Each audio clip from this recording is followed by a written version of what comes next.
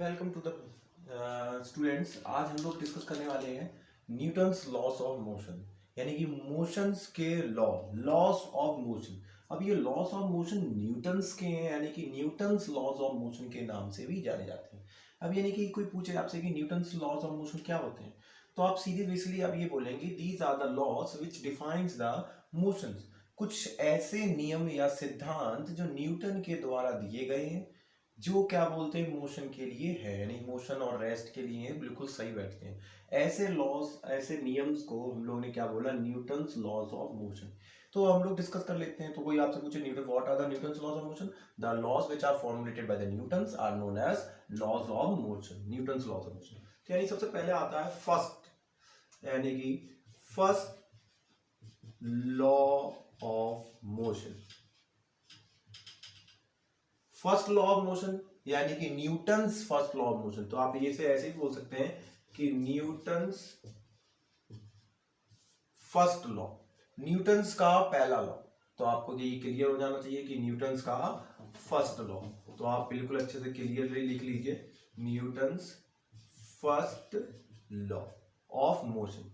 तो first law of Newton का motion क्या होता है, तो बहुत ज्यादा सिंपल है। आप पहले ये दिमाग में रख लीजिए, न्यूटन के तीनों नियम बहुत सिंपल है। सबसे पहली बात आती है कि न्यूटन का फर्स्ट लॉ क्या कहता है। न्यूटन का फर्स्ट लॉ ये कहता है कि जैसे सपोज मान लो कि आपकी एक बॉडी रखी हुई है, ठीक है, क्या बोल रहा हूं, एक बॉडी है, तो वो बॉडी रखी हुई है, एक रखी हुई है अच्छी तरीके से। एक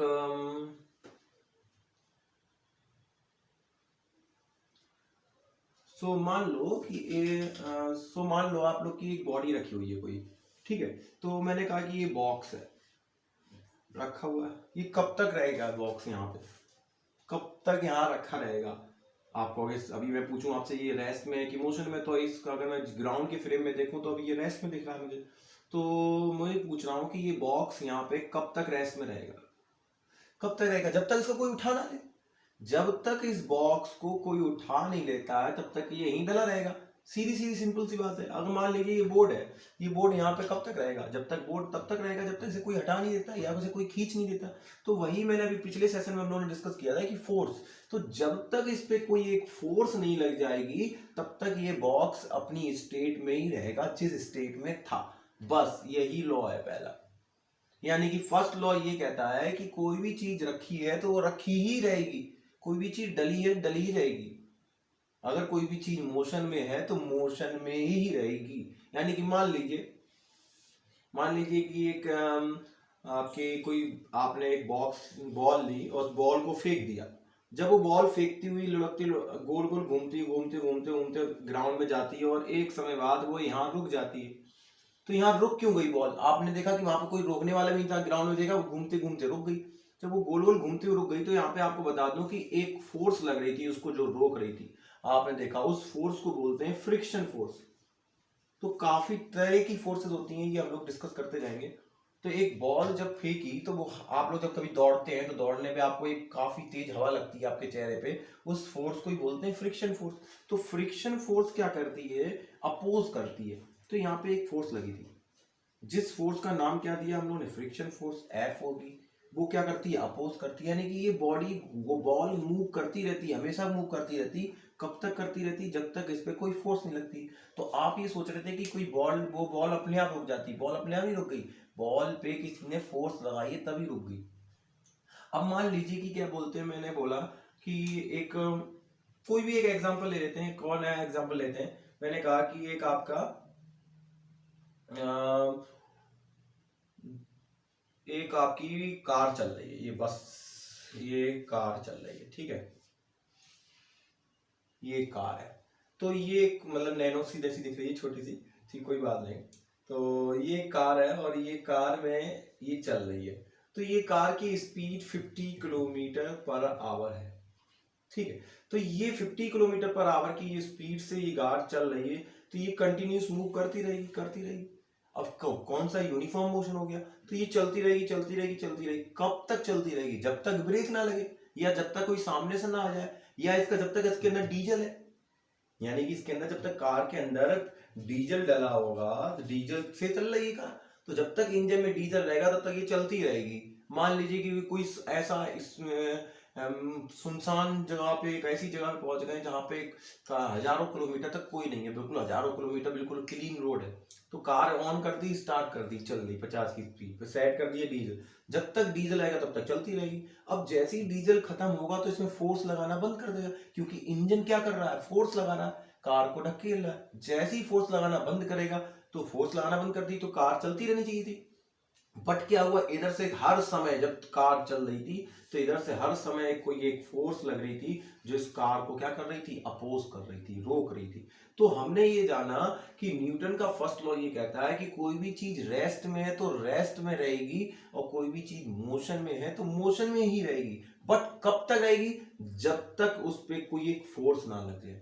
तो हम ये कह सकते हैं कि ये बोर्ड तब तक ही रहेगा जब तक ये बोर्ड पे कोई फोर्स ना लग जाए। तो आप ये दिमाग में रख सकते हैं। तो हम इसको कैसे कह देंगे, न्यूटन का फर्स्ट लॉ कह देंगे, इट स्टेट्स दैट से बिल्कुल सिंपल सा,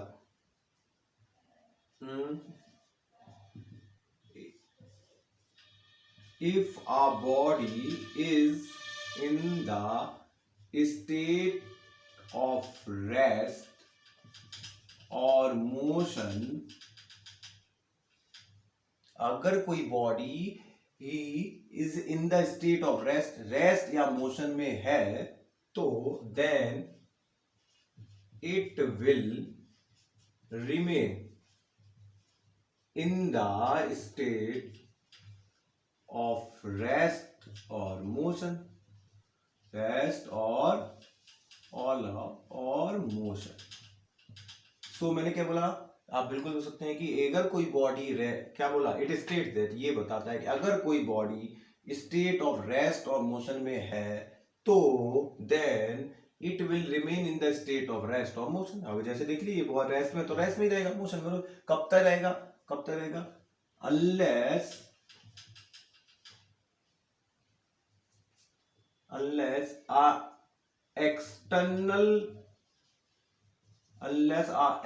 external force is applied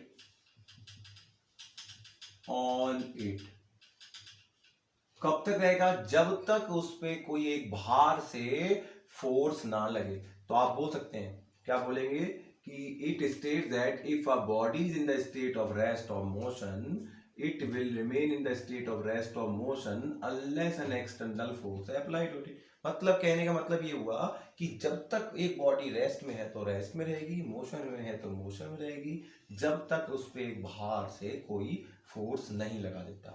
यानी बाहर से, अब बाहर से क्यों बोला, मान लीजिए कि बॉक्स रखा हुआ है, ठीक है, ये बॉक्स रखा था इस पे, अब बॉक्स के अंदर कुछ ऐसा केमिकल अंदर भरा था जो अपने आप ये धमाका हुआ, जो बॉय उठ के कहीं और चला गया। तो हमारा केस नहीं है, तो न्यूटन लॉ नहीं कर रहा, तो इंटरनल फोर्सेस लगा, तो वहां पे तब भी फोर्स लगी है। मतलब तो मैं ये कह रहा हूं कि न्यूटन का फर्स्ट लॉ क्या कह रहा है कि if a body is in the state of rest और मोशन, अगर रेस्ट में और मोशन में है तब तक आप इसमें क्या होगा, तब तक क्या रहेगा, ये रेस्ट में रहेगी या मोशन में रहेगी। कब तक, जब तक एक्सटर्नल फोर्स इस पे नहीं लग जाता। अब आप सोच रहे हो कि सर बॉक्स तो हम यहाँ रख के गए, किसी ने फोर्स भी नहीं लगाया, फिर बॉक्स उधर कैसे चला गया, तो अंदर इंटरनल फोर्सेस लगी होंगी, कुछ एक्सप्लोजन हुआ होगा, कुछ हुआ होगा, तो इस वजह से वो वहां चली गई। तो ये दिमाग में रखिए कि न्यूटन का फर्स्ट लॉ बहुत सिंपल है। कोई भी चीज कोई सिंपल वर्ड में आपसे पूछ ले तो आप ये बोल सकते हैं कि न्यूटन का फर्स्ट लॉ ये कहता है कि if a body is in the state of rest then it will remain in the state of rest, अगर मोशन में है तो मोशन में रहेगी, रेस्ट में रेस्ट रहेगी, unless it is compelled bye या अप्लाइड बाय या एक्सटर्नल फोर्स, जब तक उस पर एक्सटर्नल फोर्स नहीं लग जाती। जैसे कि हमने काफी एग्जांपल देखा। अब आगे बात करते हैं थोड़ा सा और आगे फर्दर कि ये अगर मैं बात करूं, आप एक रोड पे जा रहे हैं, जैसे कि मान लीजिए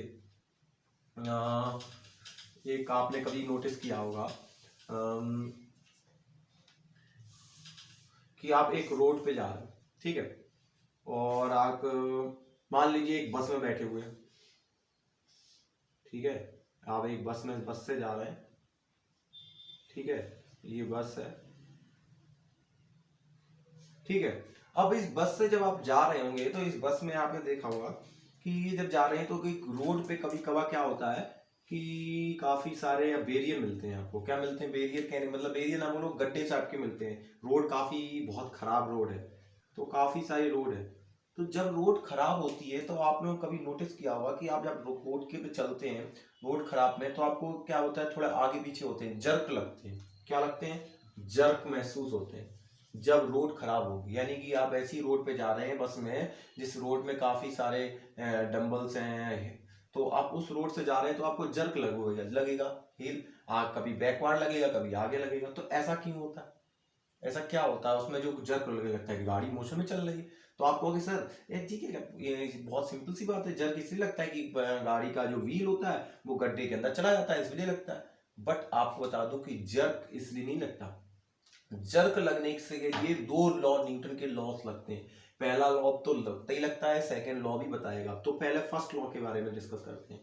जब बस आगे जा रही थी तो बस का व्हील, जब मान लेते, थोड़ा जूम कर लेते हैं, ये हमारी रोड है, ठीक है, इसमें बहुत सारे गड्ढे हैं, ठीक है। और जब ये बस का व्हील आता है इसके अंदर, ये बस का व्हील है, ठीक है, बस आ रही, बस का व्हील आ रहा, आया, ठीक है। अब धीरे धीरे इसके आगे अंदर जा रहा है तो और आगे आया, ठीक है, फिर और आगे आया, और एक समय आएगा बस का व्हील इसके अंदर, व्हील के अंदर जैसे ही जाएगा तो मान लीजिए कि ऐसे मान के चलो, ये गड्ढा है और बस का पहिया ऐसे आ रहा है, आया आया आया, जैसे ही इसके अंदर टकराया तो सामने वो ऐसे आ रहा होगा, काफी बड़ा सा पहिया होगा ऐसा, और ये गड्ढा है।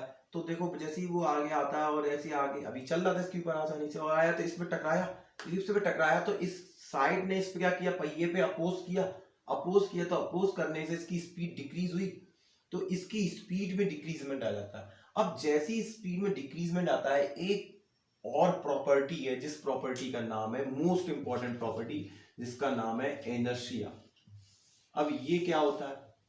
तो देखो जैसे ही हमने आपसे बोला कि ये बॉडी, ये गड्ढा था, ये बस आ रही थी, बस का पहिया था, ये बस का पहिया आ रहा चलता आ रहा था, और टकराया जैसी, तो इस बस, इस साइड के जो रोड ने इस व्हील पे फोर्स लगाई, जिससे इस बस की स्पीड डिक्रीज हुई, डिक्रीज हुई, तो बस के अंदर जो पैसेंजर बैठे तो बस की डिक्रीज होगी, बस के पैसेंजर की डिक्रीज नहीं हुई, जिस वजह से जर्क लगता है। बट वहां पे एक और चीज आती है जिसका नाम है इनर्शिया। जब बस की स्पीड घटी, तो सब बस के अंदर जितने भी लोग हैं वो सबकी स्पीड क्यों नहीं घटी? वहां पे एक वर्ड आता है जिसका नाम है इनर्शिया। मान लीजिए इनर्शिया क्या होता है, आपने कभी कहा, देखो वो छोड़ो, अगर एक और एग्जांपल लेते हैं, आप बस खड़ी हुई है नॉर्मल, ठीक है, एक बस खड़ी हुई है, और बस खड़ी होने पे आप, जब बस चलती है या कार चलती है, कार के अंदर बैठे होंगे, तो जैसी चलती तो आपको एकदम से क्या होता है, झटका लगता है एकदम से, फिर नॉर्मल हो जाते हैं। तब वो एकदम से चली तो ऐसा झटका क्यों लगा? तो वो भी हमें जानना है। दूसरा, कभी आपने नोटिस किया कि इनर्शिया के बारे में, तो देखो मैं इनर्शिया के बारे में आपको दिखाता हूँ कि इनर्शिया क्या चीज होती है। जब बस जा रही थी मान लीजिए 60 किलोमीटर पर आवर की स्पीड से, जब वो उसका पहिया गड्ढे में पहुंचता है, तो गड्ढे में पहुंचने पे इसकी स्पीड घटा देता है, 55 कर देता है, ठीक है। पहिए बस की स्पीड 55 हो गई, बट थी कितनी, 60, ठीक है। बट क्या हुआ कि जो बस है, एक बस के अंदर भी एक प्रॉपर्टी है, बस एक बॉडी है, और पूरी बॉडी की एक प्रॉपर्टी है जिसका नाम है इनर्शिया। ये प्रॉपर्टी इनर्शिया क्या कहती है? इनर्शिया ये बोलती है कि अगर उसकी स्टेट में चेंज लाएंगे तो वो उस चीज का अपोज करेगी। यानी कि कोई भी दुनिया की कोई भी बॉडी हो, चाहे ह्यूमंस हो, कोई भी बॉडी हो, अगर वो बॉडी में, अगर उसकी स्टेट में अगर आपने चेंज किया, तो वो चेंज करने का अपोज करने वाली एक प्रॉपर्टी होती है, उस प्रॉपर्टी को कहते हैं एनर्जी। मतलब मान लीजिए बहुत सिंपल से भाषा में कि आप मान लीजिए कि एक बॉडी है ये, ठीक है, अभी ये किस में है, रेस्ट में। अगर मैं इसको मोशन में लाने की कोशिश करूं, जैसी मोशन लाऊंगा तो ये बॉडी के अंदर एक अंदर खुद अंदरूनी एक प्रॉपर्टी छुपी है इसी के अंदर, जो मेरी अपोज कर रही है। मतलब मान लीजिए एक बक्सा रखा हुआ काफी बड़ा सा, ठीक है, बॉक्स बॉक्स बहुत बड़ा बॉक्स है, इसको मैं फोर्स लगा रहा हूं, पहले किस में था, ये बॉक्स रेस्ट में था, जैसे ही मैंने फोर्स लगाई ये किस में आने लगा, मोशन में। बट एक लगाते हैं, काफी कस के फोर्स लगाते हैं, तो हमें महसूस होता है कि हाँ कोई उधर से धक्का मार रहा है, उधर से मुझे बॉक्स को जाने नहीं दे रहा। उधर से वो कौन है, क्या चीज है? उधर से आपको बता दूं कि एक बॉक्स के अंदर एक खुद की प्रॉपर्टी थी जिसका नाम था इनर्शिया। वो इनर्शिया लग रहा था, इनर्शिया आपको अपोज कर रहा था। इनर्शिया तो कह रहा था ना ना, बॉक्स को हिला मत देना, मैं रेस्ट में हूं तो मैं रेस्ट में ही रहूंगा। आप फोर्स लगा रहे थे, तो इनर्शिया क्या चीज होती है? एक इनर्शिया दुनिया की किसी भी बॉडी की, हर बॉडी के अंदर एक प्रॉपर्टी होती है, अंदरूनी प्रॉपर्टी, जो उसकी स्टेट में अगर चेंज लाओगे तो उस स्टेट का विरोध करेगी, यानी कि अपोज करेगी, यानी which opposes the change in it state. वो खुद की स्टेट का अगर चेंज ला रहे हो तो उसका अपोज करती है, उस प्रॉपर्टी को कहते हैं इनर्शिया। जरा और डिस्कस करते हैं इसके बारे में। तो देखो और अच्छे से,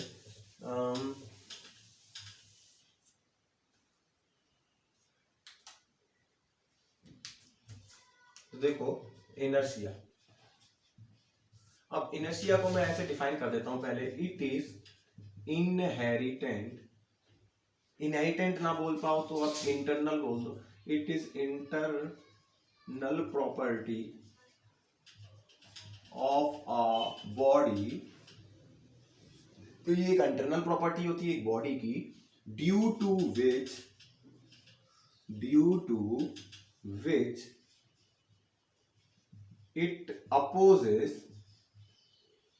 तो जिसकी वजह से ये अपोज करती है, अपोजेस द, तो आप ऐसे बोल सकते हैं it is a internal property, अंदरूनी property of a body, due to which it opposes any change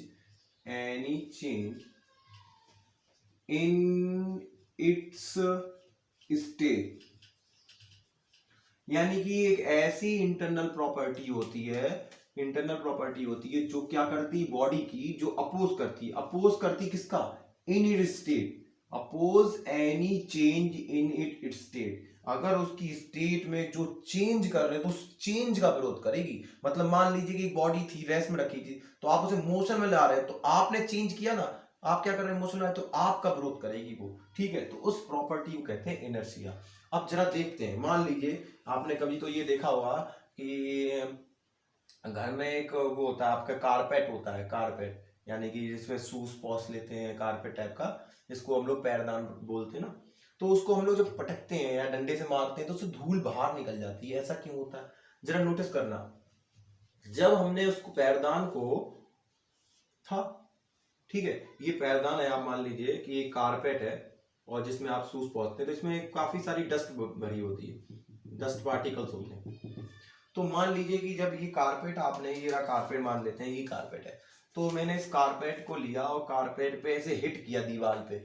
जैसे ही हिट किया तो ये धूल, डस्ट पार्टिकल्स बाहर निकलने लगते हैं। ऐसा क्यों होता है? तो जरा नोटिस करते हैं। जैसे ही मैंने इस पार्टिकल को हिट किया, तो ये किस में आ गया? इस मोशन में आ गया। इस बॉडी मोशन में आ गई, बॉडी मोशन में आई, तो जब ये मोशन में आई होगी तो इसमें मेरे उठाने में, ताकत लगाने में इनर्शिया आया हुआ, उस इनर्शिया को मैंने हरा दिया और तो ये बॉडी मूव करने लगी। जैसे ही मैंने हिट किया तो ये तो बॉडी मोशन में आ गई, बट इसके ना डस्ट पार्टिकल थे। जब मैंने हिट किया तो डस्ट पार्टिकल भी इसी के संग गए होंगे, हिट हुए होंगे, तो ये मोशन में आ गया। बट डस्ट पार्टिकल की अंदर जो डस्ट पार्टिकल इसके अंदर बैठे थे वो मोशन में नहीं आए। वो मोशन में क्यों नहीं आए? उसके अंदर क्या था? Internal property. सबके अंदर होता है इनर्शिया, तो इसका ओवरकम कर दिया, बट डस्ट पार्टिकल का हम लोग हरा नहीं पाए। तो जैसे ही हमने कारपेट को हिट किया तो कारपेट किस में आ गया? मोशन में आ गया। बट जो डस्ट पार्टिकल थे वो मोशन में नहीं आते, वो किस में रहते हैं? रेस्ट में ही रह जाते हैं। क्यों रह जाते हैं? क्योंकि उन्हें, उनकी, अगर डस्ट पार्टिकल ने बोला, डस्ट पार्टिकल के अंदर इनर्शिया था, इनर्शिया आया और इनर्शिया ने कहा ना भैया, मेरी अंदर स्टेट में तुमने चेंज किया, मैं चेंज नहीं होऊंगा, वो मोशन में आता ही नहीं है। यानी कि हम उसकी रेस्ट में था तो हमने उसके अंदर चेंज लाया, उस चेंज को का विरोध किसने किया? यानी कि डस्ट पार्टिकल को भी हम चाह रहे थे कि मोशन में आ जाए, बट वो मोशन में आया ही नहीं, क्योंकि इनर्शिया ने उसको रोक दिया, विरोध कर दिया इनर्शिया ने। और इनर्शिया ने विरोध कर दिया तो डस्ट, ये कारपेट तो इधर चला जाता है, बट डस्ट पार्टिकल यहीं के यहीं रह जाते हैं, जिसकी वजह से बाहर निकल जाते हैं। हमको लगता है कि वो बाहर निकल गए, बट एक्चुअली बाहर नहीं आते हैं। देखना, मैं फिर से एक बार दिखाता हूँ। जब मैंने कारपेट को ऐसे मोशन में किया, तो डस्ट पार्टिकल यहीं था, कारपेट के संगी था। जैसे ही मैंने, कारपेट तो मोशन में आ गया बट डस्ट पार्टिकल मोशन में नहीं आया, इनर्शिया की वजह से वो यहीं रहा। तो वो क्या हो गया? बाहर नहीं आ गया, कारपेट से बाहर आ गया। तब वो जब निकलता हुआ दिखा, फिर जमीन पे चला गया, गिर गया। तो डस्ट पार्टिकल को जब हम कारपेट को हिट करते हैं तो हिट करने से कारपेट में से डस्ट पार्टिकल बाहर आ जाते हैं। ऐसा क्यों होता है? इनर्शिया की वजह से होता है। तो आप ये दिमाग में रख सकते हैं। आपने देखा कपड़े, कभी कपड़े आप लोग रगड़ते होगे ऐसे कस कस के, तो धोते समय तो कपड़े कारपेट जब रगड़ते हैं तो उसमें भी क्या होता है? कपड़े को हम मोशन में ला देते हैं, बट जो उसके अंदर गंदगी फंसी थी वो मोशन में नहीं आती है। तो मोशन में नहीं आती तो वो पानी में बाहर रह जाती, निकल जाती है, ठीक है। दूसरा और ले लेते हैं एक और एग्जांपल, आपके कोई भी आप लोग देखा होगा, कपड़े आप लोग ज्यादा झाड़ते हैं ऐसे, तो झाड़ने पे भी क्या होता है, ऐसा निकलता है डस्ट पार्टिकल। तो यानी कि अगर मैं बात करूं कि ये आप सर इनर्शिया बता क्यों रहे, तो इनर्शिया इसलिए बता रहा हूं कि it states that if a body in the state of rest और motion, it will remain in the state of rest और motion unless an external force apply. यानी कि दुनिया की कोई भी चीज मोशन में है तो मोशन में रहेगी, जब तक रहेगी जब तक उस पर कोई फोर्स ना लगे।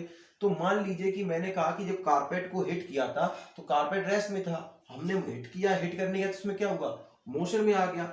मोशन में क्यों आ गया, फोर्स लगी थी। बट डस्ट पार्टिकल क्यों नहीं आया, डस्ट पार्टिकल इसलिए नहीं आया कि इनर्शिया की वजह से हुआ। तो इनर्शिया भी एक तरीके से, ये पहला लॉ एक इनर्शिया के बारे में बता रहा है, नहीं बता रहा हमको। तो first law states, first law क्या कर रहा है कि न्यूटन का फर्स्ट लॉ एक तरीके से आपको एक और खूबी के बारे में बता रहा है जिसको बोलते हैं इनर्शिया। तो इनर्शिया क्या हो सकता है आपका, इट इज अ प्रॉपर्टी होती है, इनहेरिटेड प्रॉपर्टी जो अपोज करती है। तो इस फर्स्ट लॉ को, न्यूटन के फर्स्ट लॉ को भी हम लोग क्या कहते हैं, लॉ ऑफ इनर्शिया भी कहते हैं। क्या कहते हैं, ये दिमाग में रखिएगा, लॉ ऑफ इनर्शिया। तो फर्स्ट लॉ का जो नाम है वो लॉ ऑफ इनर्शिया भी क्यों पढ़ा, इसलिए पढ़ा क्योंकि ये लॉ हमें इनर्शिया के बारे में बताता है। क्या बताता है, ये बताता है कि पहली इनर्शिया क्या होती है, एक ऐसी इनहेरिटेंट प्रॉपर्टी भी होती है जो क्या करती है, अपोज करती है उसकी खुद की स्टेट का अगर चेंज लाओगे। ठीक है, तो आप बिल्कुल सिंपल सा बता सकते